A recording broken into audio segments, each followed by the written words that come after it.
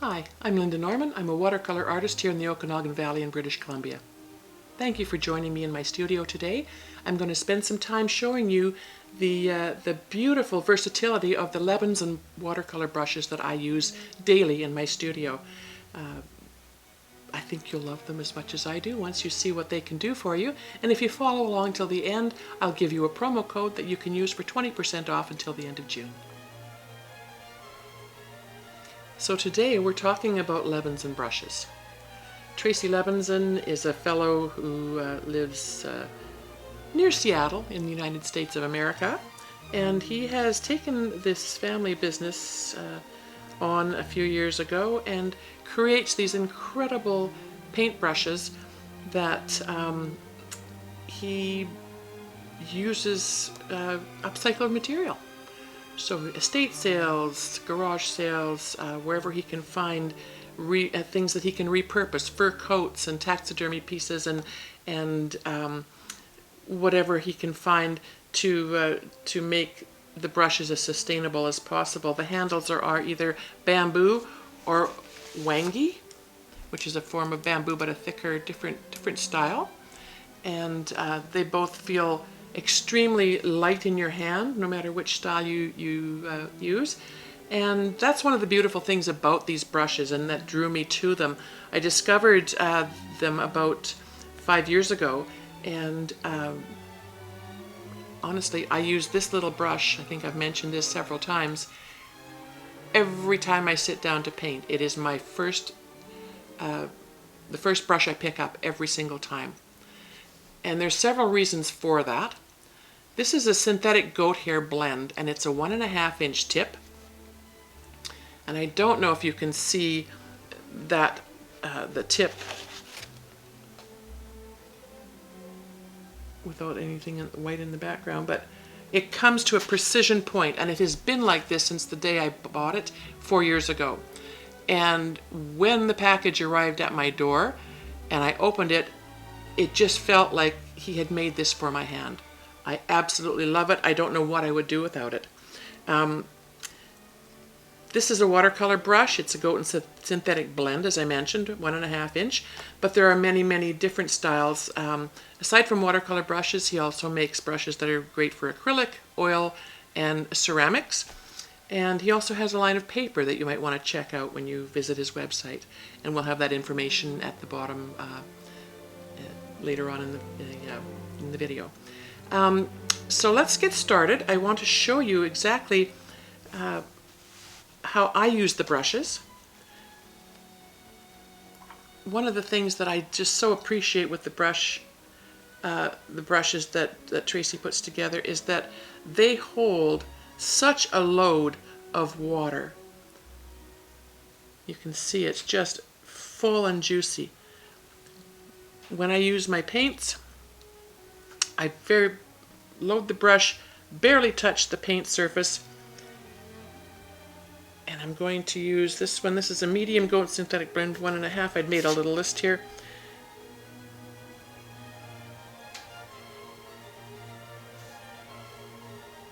And you can make the finest lines.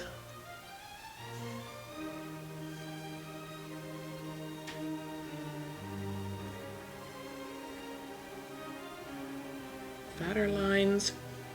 You can scumble it a little bit, so if you're working wet on dry, which is what this is, you can get a lovely scruffed effect. I like it for swishing up to make grasses and leaves, because I paint a lot of landscapes. So there's a lot of versatility. If I'm doing a tree, this little brush is essential for me, because I can make the most beautiful fine branches.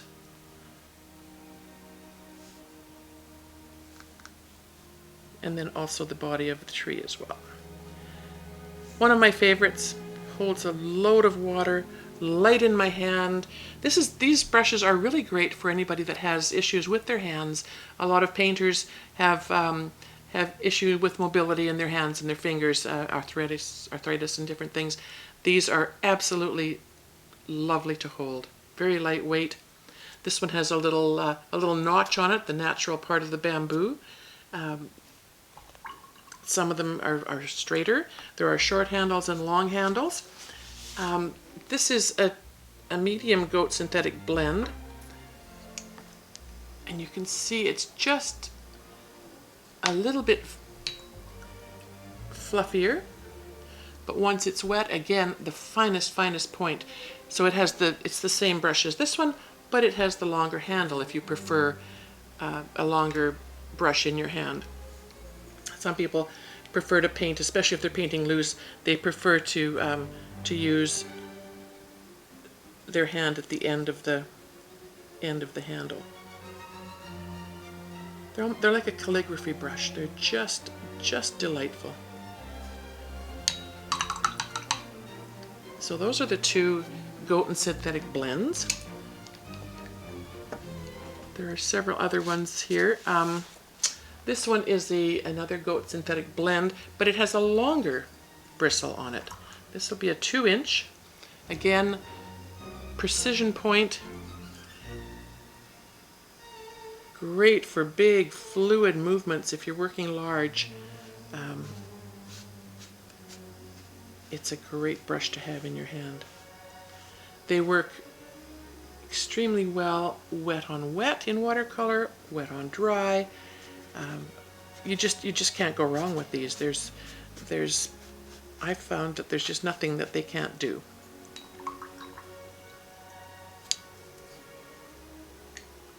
Aside from the goat synthetic blend, there are goat hair brushes, which are without the synthetic. Equally as lovely. Again, a precision tip, not as long a tip on this one, but again, holding so much water, like it's still dripping. And let's try a little different color here. The load on these brushes is just incredible. You could paint for miles with one load. Depending on how wet your brush is and how wet your paint is, again, you get the finest lines. Or the big coverage if that's what you're looking for. On the website, each brush has a lovely description. You'll be able to see each one has a photo and a description telling you what the brush can do for you. So those are the goat synthetic blend and the goat hair. This is a fun one. This is called the Itty Bitty. And this little guy is, it's a Siberian elk hair. And it's very, very fine. Again, I'll hold this up so you can see the tip.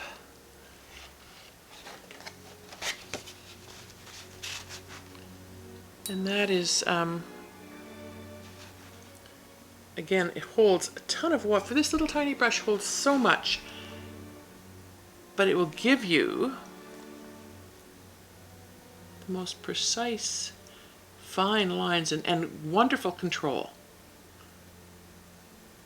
And depending on how heavy your touch is, depends on how your lines will go. So great for detail. If you're doing animals and you want to do hair on animals, fine twigs in landscapes, portraiture if you're doing fine lines, eyelashes, and that kind of thing.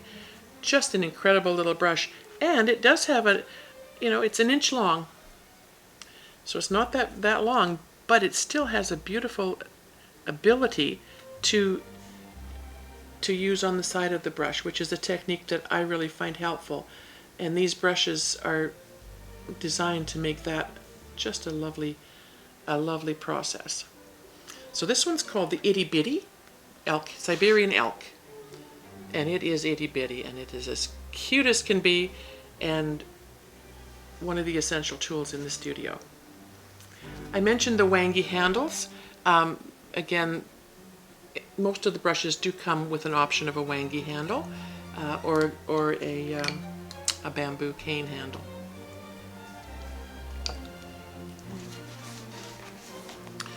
There's small, medium, and large diameter brushes. This is a large goat hair, and this was the, where did it go here? This was the medium, oh, that's the small goat hair. So let's take a look and compare these. You can see a fair bit of difference there. The large goat hair is going to give you amazing coverage, and again, holds just a ton of water. Still the finest point imaginable. So with a light touch, you can get a line similar to what you would get with a very fine micron type of pen. So there's a small goat hair, a large goat hair, and I have a medium goat hair here somewhere, and a medium goat hair. So let's get that one wet, and you can see the difference.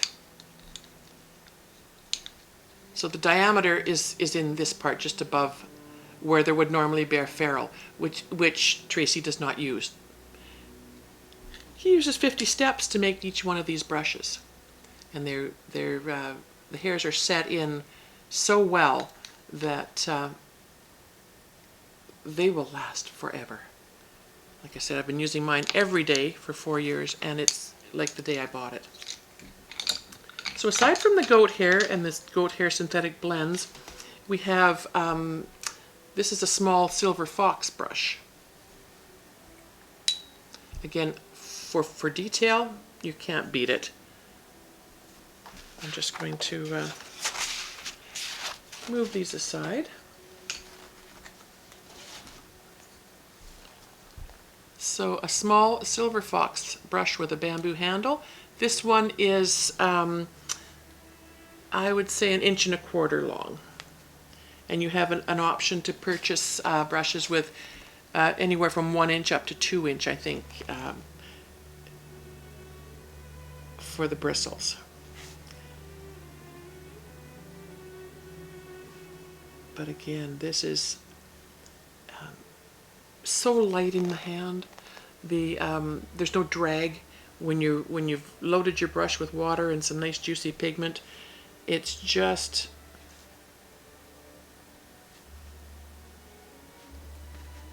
magic in your hand. I just love how they feel.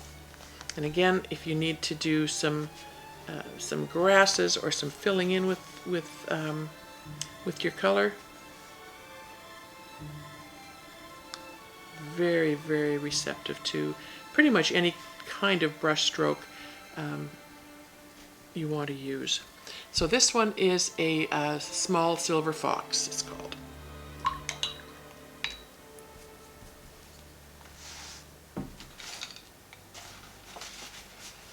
And I put this on the side so that it is a 1 inch. I just wanted to get the measurement right. Longer handle, easy to use. This one is a small Russian sable. So it's going to have a lot more bendability and not quite as much snap. When they talk about snap, it's when brushes kind of pop back to where they were when you bend them a bit. This one is a little more supple. And so if you're using it on dry paper, you will get a lot of the very light. Sometimes you want your pigment to just touch the very surface of a rough paper just to get some texture. If you are painting wet on wet, so there's your water, load the brush a tiny bit. Again, it holds so much paint and so much pigment that you can paint forever. This is a small Russian sable, and this one is 1.25 inches, I believe, by the looks of the length of that. I'll just measure it against my little trusty measure here. Oh, it's a 1 inch as well, pardon me.